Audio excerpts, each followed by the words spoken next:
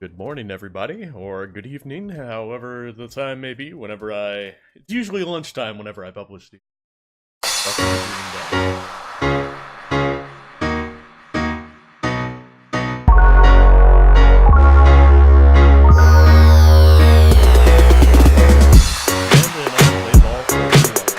Cook dinner together. We managed to not almost burn the house down this time. Afterwards, Amanda and I dig into a carton of ice cream over an episode of Chopped. Toddler Tournament. What you have in front of you is a molecular deconstructed sweet potato with a brown sugar demi-glaze with creme fraiche, of course. Literally a jar of baby food. The toddler immediately bursts into tears. Are we bad people for watching this? Yes, and it feels so good. Just then my computer dings. Huh? What's that? Oh, you probably just got a message. Ben and I walk over to the computer and check Dad Book. It's a message from Robert. You up? What you doing? What does that mean? What you doing? Oh man, I'm getting hit up by my dad. What am I doing? You're just chilling. I'm just chilling. Follow her advice. I'm like, just chilling. Release the G and hit send. Just chill. Just chilling. I thought it was typing just chilly for a second. It'll make you look cooler. A couple moments pass by. Another message pops up. Wanna grab a drink? Hey, that means it was yeah, Dad! I know what that means, Amanda. It means it's time to but it's kinda late. No, we're going. Come on, Pops, live a little. I am living, with ice cream and traumatized toddlers. Well, it's your life. Well, it's your life, but I think you'd have a lot of fun tonight. You are trying to get to know the neighbors better, aren't you? Oh, fine. I type back a message to Robert asking him for details, and he tells me to meet him at Jim and Kim's. Well, don't wait up for me. I never do. I throw on a nice jacket, and run out the door. It's only a short walk to Jim and Kim's, and it's a beautiful night. I walk into the bar and see the usual crowd of barflies drinking beer and watching sports. I spot Robert at the back of the bar and wave hi as I walk over. Hey man, how's it going? Hey buddy. Oh, hi there, Skipper. I'm gonna give her a sensual voice now, not the oh, indubitably. Robert and Mary are here? Uh-oh. I brought Mary along. Figured we needed a drinking buddy. Oh man, I was excited to get to know Robert a little better. Now I have to deal with this weird married lady making passes at me. Don't look so scared, kiddo. We're just having a drink. Yeah, speaking of which, I think it's time for the first round. What are you having? Whiskey, straight up. A dad after my own heart, huh? Robert orders 3 shots of whiskey and passes in between us. I don't want shots, I want whiskey on the rocks. Well, this wasn't how I expected my night to be going. Here's to bad decisions and relaxed morals, fellas. What have I gotten myself into? We all knock back the shocks. I almost choke on the whiskey as it burns down my throat. Holy hell, that was a kick. I look over at Robert and Mary, who seem like old pros at this. Robert grabs his jacket and throws it on. Let's get marching. What? Night is young, Chief. Come on, we're going bar hopping. Oh, alright. We leave the bar and start walking down the street. I still don't know this area of the town, so I just follow Robert. So where are we headed? Irish I were drinking. It's an Irish pub. Good pun is the whiskey to my heart. Ah, I love it! I love it! Puns on a lowest form if you avail. Try harder. Ouch. Am I gonna be the... Jesus, Mary, put your fangs away for a second. We walk into Irish I Were Drinking. The bar is pretty much the same as Jim and Kim's, except for the old-timey Irish memorabilia on the wall. Next round, what are you having? No, you don't mix beer and liquor. Whiskey hasn't failed me yet. Ooh, did I see some some fucking squash in there or kumquat or something? Robert orders 3 more glasses of whiskey and we pour in a garish green booth. We post up in a garish green booth. Mary slides in and sidles up to Robert, which makes me breathe a sigh of relief. Let's sip this one, why don't we? Suit yourself, big boy. Mary immediately downs her shot in one gulp and burps loudly. That'll put hair on your chest. You are truly the paragon of grace and beauty. Mary grabs my drink and sips on it. Hey, Vale, be a dear and get us another round, will you? I don't know how to process this evening at all. I get up and order another round of drinks from the bartender. See Mary having a laugh. Robert roars with laughter. I don't think I've ever seen the guy smile, let alone laugh. Take a seat across the booth from them and pass out the drinks. So Edith, kid, snuck some pop brownies to the table at the last bag sale, right? And I spot that little hemp sweat-shirted gremlin in the act, so I go up to Edith with the baggie and say, and I'm about to tell her when all of a sudden she just freaks out at me. You're ruining the bake sale, she says. I should have been PTA president. Your roots are bad, and blah, blah, blah. So what'd you do? I told her to have a brownie and that everything was gonna be fine. They both erupted in laughter. I politely follow along with the story. She ate 3. More laughter. Okay, that was actually pretty funny. Called the cops and told them that the time had stopped. Mary looks directly at me. You smoke weed? What? You know, the devil's lettuce. I have 2 big fat blunts in my purse right now. One ablaze.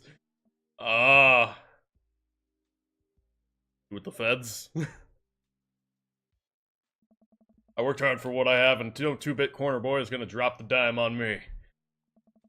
So you take what you're pushing somewhere else, and I'll keep running my business the way I want to run. Remember, you come at the king, you best not miss. Jesus, kid, dial it back. Robert giggles helplessly. Just kidding, cowboy. Lay off. Okay, I'm back. Lay off the kid, Mary. He might not be used to your brand of humor. Fine, fine. Sit around and sip our drinks, people watching and crack a joke. After a little bit of time, I begin to warm up to Mary. Her jokes become much funnier, much less scary. That's the alcohol. But it seems like she's not going anywhere anytime soon. I just wanted some alone time with Robert. Wonder if I can get her to leave somehow. Did you get the next round? Trying to ditch me, pal? I know. If you're trying to ditch me, you can just tell me to scram.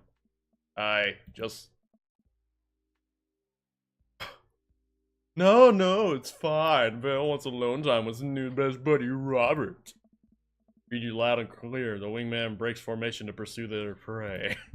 Now, if you fellas will excuse me, Mary needs to sink her teeth into a helpless boy. Go with God. Nice seeing you. Deuces, nerds.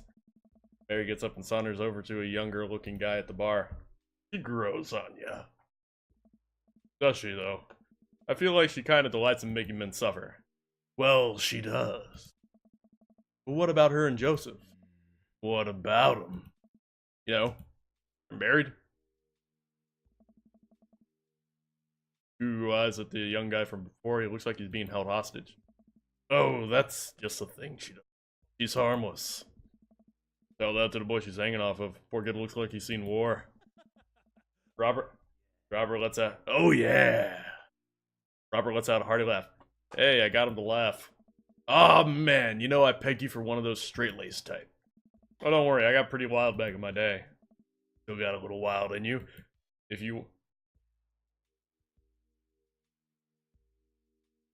There's so much wild in me. I get so wild, I've got, whole safari in here. Just really wild. All the time. Uh-huh. Orders, oh man, I think that was bad. Robert orders a couple, I go, what am I getting my, thinking go shot for shot? There's only one way to look cool here. Grab a shot closest to me, down it. Robert looks impressed. He takes a shot and knocks it back. That's 1. So, what do I even talk about? He's so cool. He probably hates small talk. So how are things? I hate small talk. Okay. Too many people. This isn't necessarily you, but too many people think that they have filled the dead air with noise. Personally think they're afraid of the silence, or they're afraid of what the other person is gonna think of the silence. You want some unsolicited advice? Just learn to be comfortable. Nothing wrong with two people. Silence and drink whiskey. Oh, alright. Grab a nice sit in silence and drink whiskey. Take in the rest of the bar. Patrons laughing, playing darts, spilling beer. Mary giving a hard sell to the young man. The young man pretending he got a phone call from one of his friends. Huh, maybe silence is nice sometimes. So you ever kill a man? I choke up my drink. Excuse me? You know, watch the life drain from someone's eyes. Not just their life, you know. Their hopes and dreams drained away. Every memory and experience they've ever had. Gone. No. Great. Me neither. Knocks back his shot and motions for me for to do the same. I reciprocate. I'm just messing with you. Relax. I laugh nervously. Or am I? I laugh nervously again. Sip more whiskey and people watch some more. Mary has her sights on another man after one excuse, and I assume crawled out the window. Gosh, this whiskey's hitting me hard. Gosh, this whiskey's hitting me hard. You betcha. Gets up out of the booth, shouldering his jacket. Let's roll! Sorry, whiskey, inside voices. Let's roll. Wait, what about Mary? Brother, Mary is gonna be just fine. I look over at Mary, who's lying on the bar in front of some poor sap. She's singing happy birthday to him while he insists it's not his birthday. Make our way out of the bar and back into the street. I'm trying my hardest not to stumble. Man, that sidewalk is just coming right at me. I hope Robert doesn't notice me tripping over my own feet like this is the first time I've ever been drunk. Where to? We'll see. Follow Robert through the street lamp, spotlights, until we eventually arrive at a rundown strip mall. Beauty salon, a sex shop, computer repair store that looks like it's been closed for 10 years, and finally, a liquor store. Wait here. I'll be right back. After a minute, Robert returns with 2 wine bottles and brown paper bags. Hands one to me. Cheers. He sits on the curb and drinks. He motions me. This is really not where I expected the night to go. Take a sip. White Zinfandel? What? Nothing. I just wasn't expecting. It is delicious, fruity, and refreshing. Don't judge me. Started to say something. Think of his lecture about valuing silence earlier, and stop. Sip on wine and watch cars drive by. Those are rocks and shit. What? Robert suddenly hears a rock at a stop sign. The ding echoes throughout the empty park. That felt good. Press the stone into my free hand. Now you try. I don't know. With feeling. Stop sign. Back into rock. Back into stop sign. I know what has to be done.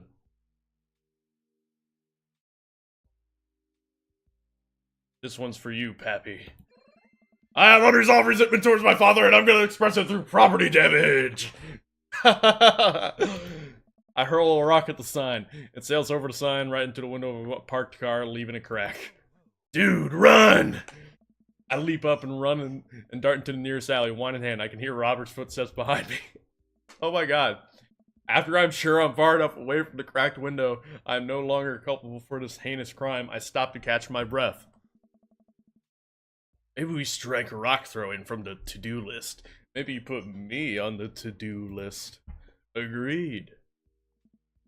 Suddenly, my stomach growls. Oh man, I am starving. Let's get pizza. Can't argue with that. Where's good around here? Actually, I don't even care if it's good. It just needs to be edible and in my mouth in the next 5 minutes. I know just a place. I follow Robert through a maze of alleys and side streets until we eventually end up in front of a tiny hole-in-the-wall pizza joint. The bright red neon sign says, Pete's Piece of Pizza. Ta-da! I can see a few exhausted-looking workers behind the counter tossing dough and piping hot pizzas right out of the stone oven. My stomach rumbles again. We go up to the counter and get ready to order. Can I get 2 slices of Hawaiian pizza? Oh wait, Phil, you're cool with pineapple on your pizza, right? Of course. Pineapple's good on pizza. I think anybody should be allowed to like anything they want, no matter what it is. Wait a minute for our pizza to come out of the oven. I'm practically drooling at the smell, and cashier hands us each a giant slice on a paper plate so saturated with cheese that I'm worried it'll fall apart. Take our pizza outside and wander through the alleyways as we eat. I take a bite. It's absolutely delicious. Pineapple is truly the best pizza. You said it. Man, I feel way better now. You and me both. You hear noise coming from the slightly ajar door in the alleyway. Robert looks at me excitedly. Got any more of that wild in ya?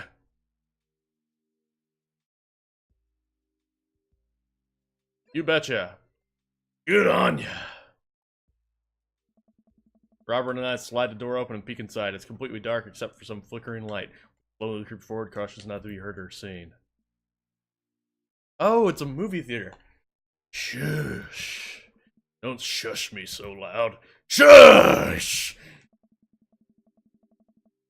Come to the end of the hallway and find ourselves standing in front of a movie screen. Oh, this suddenly makes sense. Or we'll just sneak into a movie theater like a couple of teenagers. No talking during the movie. Look into the audience and are surprised to find that it's almost completely empty, save for the row of few teenagers in the front. They look annoyed when they notice us. Robert starts making his way to the very back of the theater, and I follow him. We settle in with our wines and try to make sense of this movie. It's a romantic comedy, I think. A young man is frantically trying to get through New York to find a woman when he's finally realized he's in love with. Kiss already! There's nobody to kiss yet. Want him to kiss the taxi driver? Hell yeah. Kids down the way notices echoing. One of them speaks up. Hey man, keep it down. Oh damn, that's Ernest Hemingway, Hugo's hid. Ernest! Hey Ernest, I know you. It's me, your neighbor. Hi! Ernest turns around, embarrassed. I turn back to Robert. He kiss anyone yet? Turns out that yes, he did kiss someone. Made his way out to a tiny island near New York. Professes love for a woman who for some reason he knew would be there. She tells him that they'd hit the jackpot. She said that they had, but I think there was some subtext I'm missing here. Ooh, love is dead. Shut up, it's beautiful. No, you shut up. The credits start to roll. I stand up. Robert immediately pulls me back down. Hundreds of people worked very hard to make this film happen, and you're going to sit here and appreciate them. Oh, okay. Look at that. Elizabeth Shelton. She worked really hard. I bet she did tons of good, wardrobe design. Thank you, Elizabeth Shelton, for this beautiful film-going experience. And Peter Anders, catering. Fed a bunch of people so that they could have the energy to do your job. What a good guy! We let the credits roll while Robert individually thanks every member of the crew. Once it's finally over and he makes sure no animals were harmed in the making of this film, we leave the movie theater. This guy is such a cutie. Stumble into the theater parking lot, polishing off the rest of our wine. You assholes. Out of nowhere, a rock flies through the air and hits me on the knee. My knees! What the hell? Ernest and his friends stand in the alleyway, blocking our exit. Oh, what do you got? Oh, what do you guys want? Why'd you go throw a rock at my knee? This is my good knee. My orthopedist is gonna be pissed. Ernest tosses another rock up and down in his hands. What's wrong with this kid? You ruined my theater-going experience. Now you are going to have to pay. Oh. Well, I don't have any cash on me right now, and, like, these got really expensive. I'm able to jump out of the way, but I didn't properly stretch before physically. I'm probably going to feel super sore. And ruined it for you? That movie was pretty crappy in the first place. Hey, you take that back. That was a beautiful love story with real, genuine all that good acting? What class is this mainstream slop have you been served your entire life? What? Have you ever even seen any Michael Powell? A Matter of Life and Death, 1946? Easily the toughest 5 minutes of love you'll ever witness. Listen, man. No, you listen. That popcorn ass drivel the mass media is shoving down your throat will only make you dumber and sadder. You of all people should strive for a higher standard in the art you consume. Your name is Ernest Hemingway, for Christ's sakes. Oh no, now you've done it! Ernest rushes Robert, screaming like a banshee. Ah! I dive between Ernest and Robert, trying to stop the kid. He lunges forward, kicking me as hard as he can, and then he... Fuck my knee! Robert goes in between Ernest and myself. It's as if he's seeing red. Fuck, my fucking knee hurts. Alright, buddy. Talk like a punk, get hit like a punk. Robert squares up in a boxer stance. Queensberry rules, 3-minute round. With 1 minute rest in between. No low blows, fish hooks, J grabs, or high blows. What? And don't even think about pulling an illegal turnstile. That's an automatic deduction of 3 points. Oh You'll have to designate a second if you're unable to fulfill your role as main duelist. One of your friends over there looks like he has enough youthful vivacity to handle it. Hey man, I don't want to get dragged into this. That movie sucked. It's too late. You two are bloodbound. If he dies, you die. Sorry, I don't make the rules. Dr. Queensberry. We're just gonna go. Ernest's friends warily walk back. Robert calls after them. Pussies! The Queensberry Association will hear about this! Queensberry and consume better content. Once the teens are safely out of earshot, Robert turns to me. Were you about to actually fight that kid? You kidding me? I would never hit a child. That would be despicable. The rules, Adam, though. They always bolt. Nobody wants a Queensberry sanctioned down. Full disclosure, I made half of that up. Wow. See, you don't even have to know the rules, just make them up.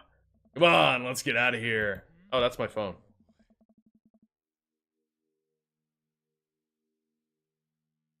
Robert and I cool down a bit as we walk back to the neighborhood. I'm so sorry, I get really into the art of filmmaking. Drunk. It's okay. I think it's cool how much you like movies. To be honest, I don't know a lot about them myself. Buddy, I got so much to show you. You ever see Sam Fuller? I haven't. Fuller is cash. Thanks for the adventure. Adventure is all I got, buddy! Robert throws an arm around my shoulder and we drunkenly belt out tunes all the way back. We finally get to his doorstep. This was an interesting night. I liked it. A smile forms on his cheek, a rare sight. Let's hang out again soon, yeah? Yeah. I linger there for a second, swaying drunkenly in the night breeze. Robert claps me on the shoulder. Night, bud. Robert heads back inside and I stumble my way home. Yay! Date complete. Man, look at all those dad points. Look at all those daddy points. Look at that total. I think that's probably a joke on the arbitrary point system of most games. We are going to end the game right there. 1 second. Need to click to continue so that I can save. If you enjoyed, like, comment, and subscribe. And catch me next time whenever I'm playing Dream Daddy. Bye-bye.